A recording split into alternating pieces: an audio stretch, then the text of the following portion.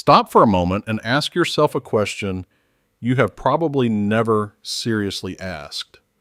What exactly is the difference between matter and energy? You have heard the words your entire life. Matter is the stuff. Energy is what makes the stuff move, or glow, or burn. They feel like two separate categories of existence, as fundamentally distinct as a noun and a verb.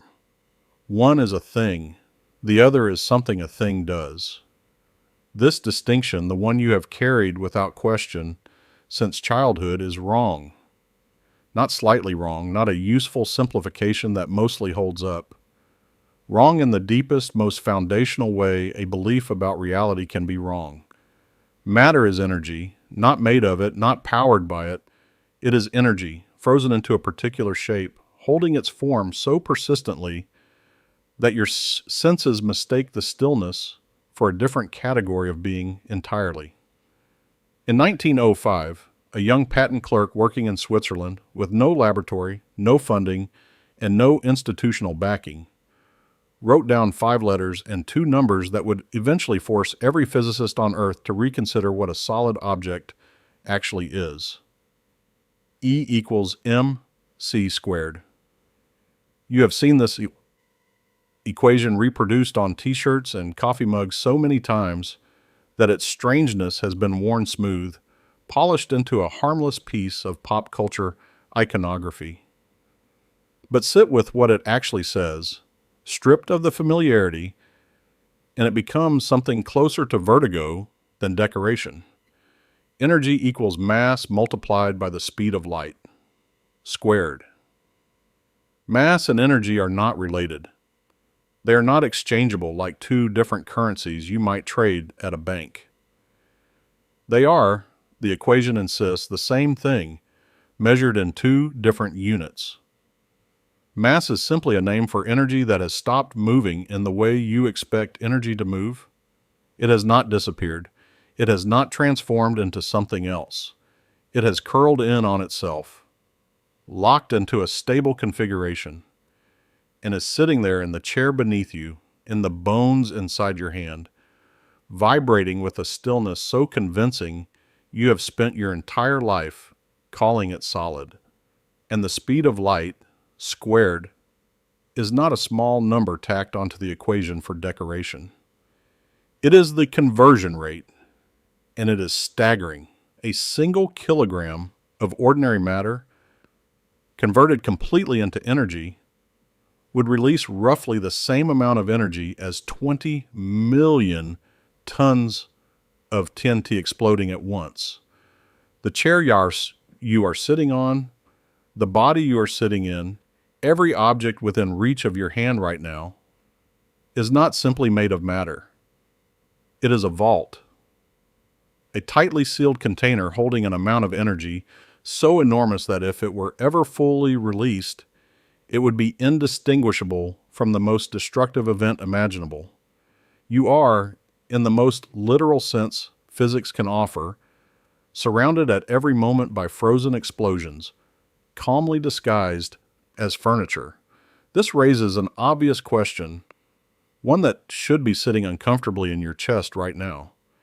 If matter is simply energy holding still, why does it hold still at all? Why does the universe not simply remain pure, undifferentiated energy, formless and constantly moving, the way energy seems to want to behave?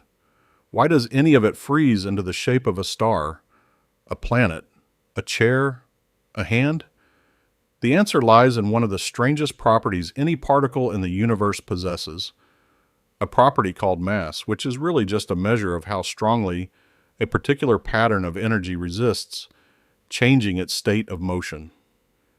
Some patterns of energy, like the photon, the particle of light, refuse to slow down at all. A photon has no rest mass whatsoever, and so it cannot, sit still anywhere in the universe. It moves at the speed of light, always, with no exceptions, because that velocity is the only state in which a massless pattern of energy can exist. But other patterns of energy, electrons, protons, The particles that eventually assemble themselves into atoms, into molecules, into you interact with something physicists call the Higgs field, an invisible field that fills the entirety of space itself. This interaction acts like a kind of cosmic friction, a resistance that slows certain patterns of energy down from the universal speed limit, forcing them into the slower, heavier, more hesitant existence we call mass. The particles that drag against this field the hardest become the heaviest. The particles that barely interact with it at all remain nearly weightless. And the particles that do not interact with it whatsoever, like the photon, never slow down even slightly. In other words, mass is not a fundamental property handed to particles at the beginning of the universe.